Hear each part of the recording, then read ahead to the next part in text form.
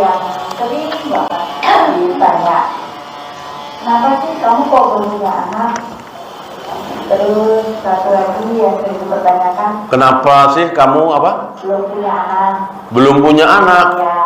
Terus dibilang, mungkin kamu karena sibuk ya, udah dong, kamu jangan sibuk dulu, lagi pergi ini, usaha dong. Setiap bertemu orang selalu pertanyaannya itu, Ustaz, kenapa kamu kok belum punya anak?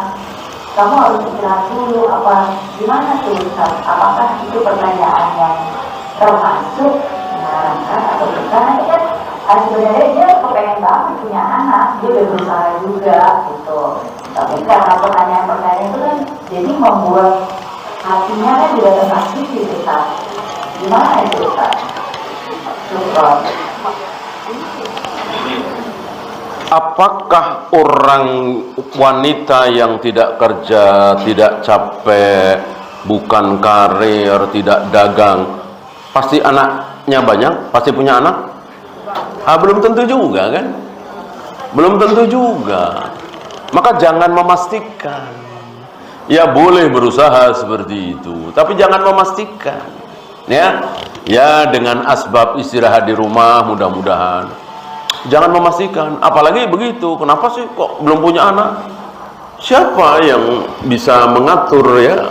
Hanya Allah gitu. Ya, maksudnya orang-orang yang bertanya gitu, iya, nggak boleh ya. Nggak boleh ya.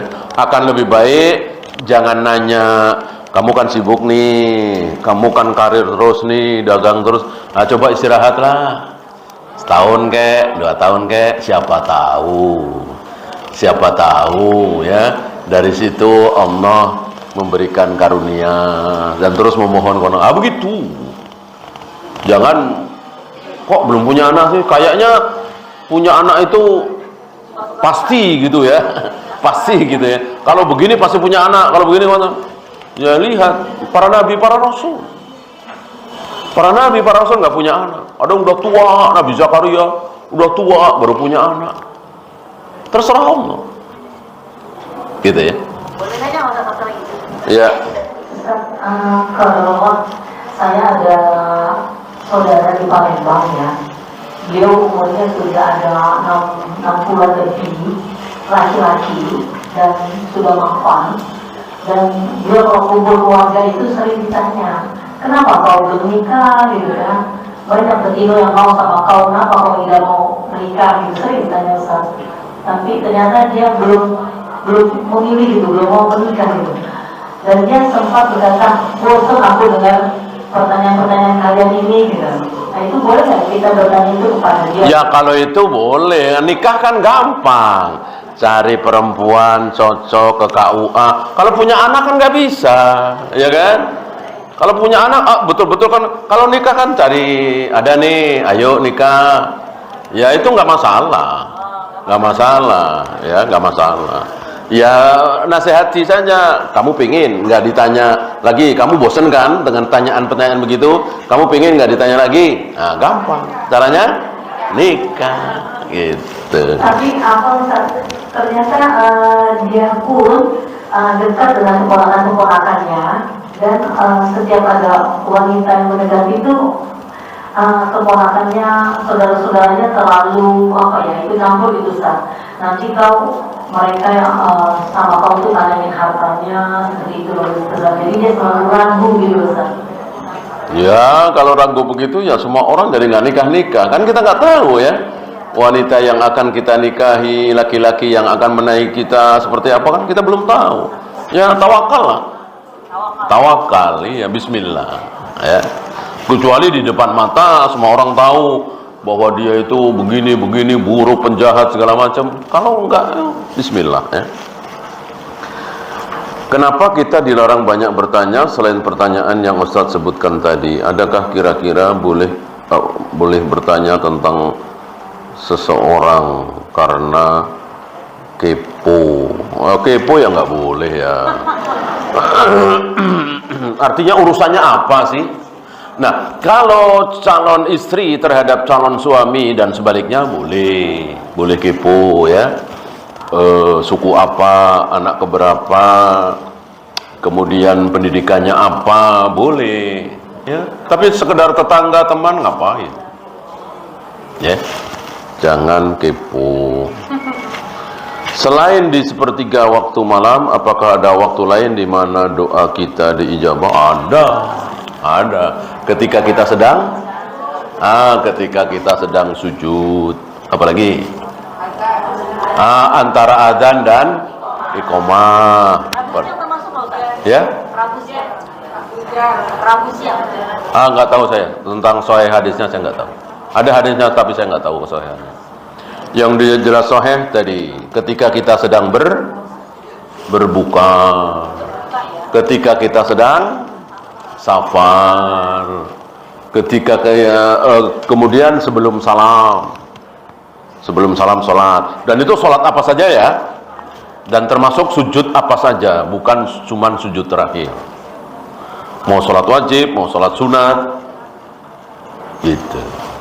Ketika kita didolimi, ketika hari Jumat, cuman Nabi nggak sebutkan waktunya, ya. Ada satu waktu di hari Jumat. Nah, pas ketika waktu itu kok engkau berdoa, pasti dikabulkan. Cuman kita nggak tahu. Nah, maka berselisih para ulama antara sedang sholat, ketika khotib duduk di antara dua khutbah, dan ketika habis asar. Ya. Kalau ada seseorang misalnya menitip uang untuk ke orang yang mau sholat Jumat, lalu dia mengatakan titip doa ya, nanti kalau ketika imam di antara dua khutbah, boleh nggak dia sedekah, tapi dia titip doa dari orang itu ketika dia sedang sholat Jumat, boleh nggak Ustaz? Jadi kalau nggak ngasih duit, nggak boleh nitip doa gitu, kira-kira begitu. Ya jangan begitu. Jadi kayak pendeta pastor seperti itu kan, diduitin, ya. Nggak usah pakai duit, Tolong doakan saya gini-gini ya. Nanti duitnya kasih ke fakir miskin gitu. Jadi jangan seolah tukaran gitu, penukaran begitu. Kesannya nggak baik. Selain sifat Allah, apalagi yang tidak boleh dipertanyakan, yang tidak mungkin ada jawabannya, seperti ibadah mahdhah yang akal kita tidak bisa cerna. Kenapa jumroh harus dilempar? Kenapa hajar aswad harus dicium? Kenapa tawaf itu muternya ke kiri, nggak ke kanan? Kenapa ketika lewat dua lampu hijau antara Safa dan Marwah lari-lari kecil? Kenapa subuh 2 rakaat? Kenapa menunjuk ketika tahiyat dengan jari? Bukankah lebih sopan pakai jempol? Asyhadu an la ilaha illallah. Nah, itu nggak boleh. Akal nggak bisa cerna, karena itu ibadah mahdhah.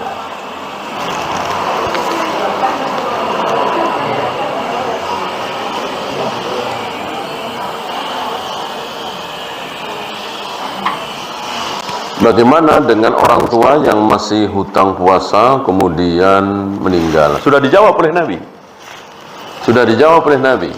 Masih ingat jawabannya? Di Sahih Muslim, man mata wa alaihi syam sama anhu waliyuhu. Barang siapa yang meninggal, dia masih punya hutang puasa, maka yang mempuasakan adalah anaknya. Wali yang dimaksud di situ anak. Cucu boleh, cicit boleh, ke bawah.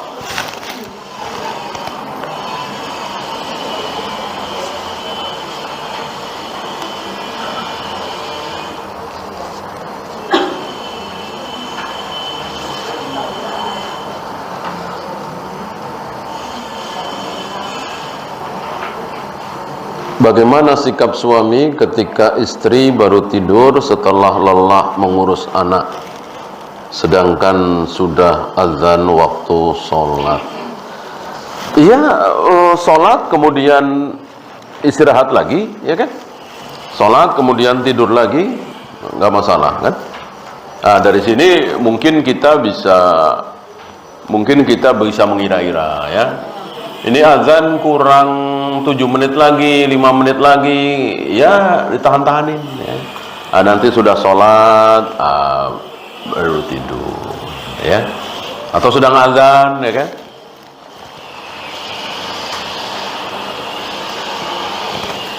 Apakah ketika sholat di masjid yang di area masjid ada kuburannya terancam tidak sah? Iya, kalau kita tahu ya. Kalau kita tahu dan nekat. Jadi sholat di masjid yang ada kuburannya itu ada 3 macam. 1 sah, 2 tidak sah, 3 syirik. Sah bagaimana? Lagi sholat, dapat rakaat kedua, masih 2 rakaat lagi, ternyata kita ngelirik, ada kuburan di situ. Nah, udah, batalkan apa teruskan sholatnya? Teruskan. Besok-besok lagi jangan ke masjid situ. Sah. Yang kedua, terancam tidak sah. Apa? Sudah tahu itu ada kuburannya, tapi dia nekat sholat di situ. Nah, Allah mengutuk, melaknat orang-orang Yahudi, salah satunya gara-gara mereka menjadikan kubur-kubur para nabi sebagai tempat ibadah, sholat. Mereka sengaja sholat di atas kubur para nabi. Dikutuk, dilaknat. Ini terancam tidak sah. Yang ketiga, syirik. Apa? Sengaja sholat nyari masjid yang ada kuburannya. Nah, ini nyari penyakit ini ya. Nah, mana nih masjid? Oh, sono, kita sholat sono. Apalagi itu kuburnya Syekh Anu, ulama Anu. Nah, ini terancam syirik. Kalau makamnya itu ada di belakang, kita ke sana, makamnya di belakang, itu gimana? Sama aja, nggak boleh. Kalau masih satu area, ini kan masjid nih. Satu area sono, konblok situ ada makamnya, nggak boleh. Walaupun di depan kita, tapi beda area, boleh. Walaupun di samping kita, tapi beda area. Beda area dipisahkan dengan kali misalnya, walaupun kali kecil. Jalan umum, walaupun jalan setapak.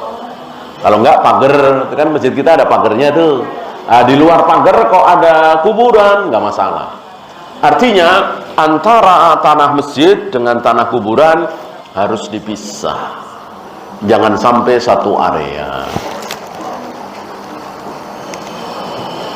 Berarti Mas, kalau misalnya di lorong itu bisa gitu, nggak boleh? Di mana? Ada di lorong itu 1-2 kuburan misalnya. Ya pokoknya di luar itu, luar pagar kan? Di luar jendela ini. Oh nggak boleh. Satu area kan? Masih satu komplek masjid ya? Iya, itu satu area. Kecuali di luar pagar.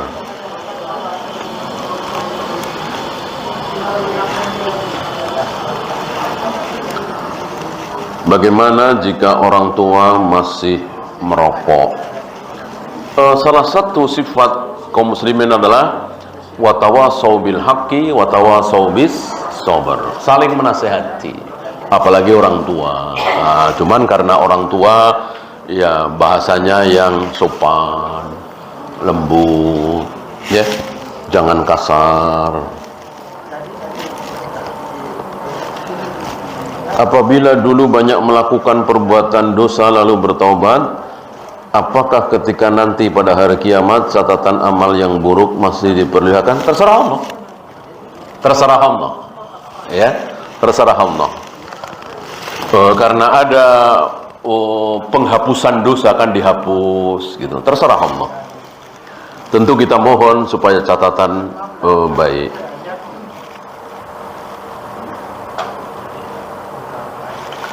Pernah dengar riwayat dalam surat Al-A'raf? Riwayat Al-A'raf adalah makhluk di antara surga dan neraka. Apakah riwayat ini? Bukan makhluk ya, tempat ya. Tempat. Coba dibaca aja di surat Al-A'raf. Jadi di situ tempat orang yang dia diselamatkan dari neraka tapi belum berhak masuk surga. Disitulah Al-A'raf. Coba dibaca. Ini beda dengan keyakinan Mu'tazilah. Mu'tazilah mengatakan al-manzilatu bainal manzilatain. Ada satu tempat di antara dua tempat. Dua tempat yang dimaksud surga dan neraka. Jadi antara surga dan neraka itu ada satu tempat. Itulah al-manzilatu bainal manzilataini. Siapa mereka? Yaitu orang yang beriman tapi berbuat dosa besar, berzina, minum khamr, berjudi. Ini batil sebatil-batil. Dan mereka mengatakan itu kekal. Kekal di situ. Jadi nggak ke surga, nggak ke neraka. Ini batil. Ini tidak benar. Yang benar al-a'raf, bukan al-manzilatu bainal manzilataini. Ini yang benar, al-a'raf. Dan sekali lagi tidak kekal. Akhirnya masuk surga. Akhirnya masuk surga.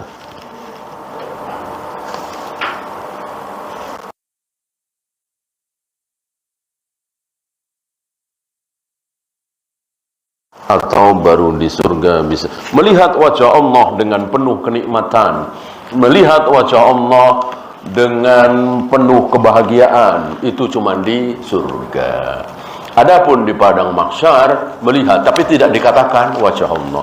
Bahkan dikatakan di padang mahsyar Allah menampakkan apanya? Pernah dengar? Betis. Betis. Ini sabda Nabi SAW. Dan para ulama ahlus sunnah meyakini seyakin-yakinnya.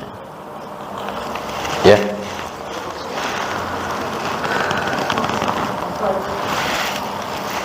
Habis? Ada lagi, Bu? Kalau habis kita akhiri. Subhanakallahumma bihamdika asyhadu an la ilaha illa anta astaghfiruka wa atubu ilaik. Assalamualaikum warahmatullahi wabarakatuh.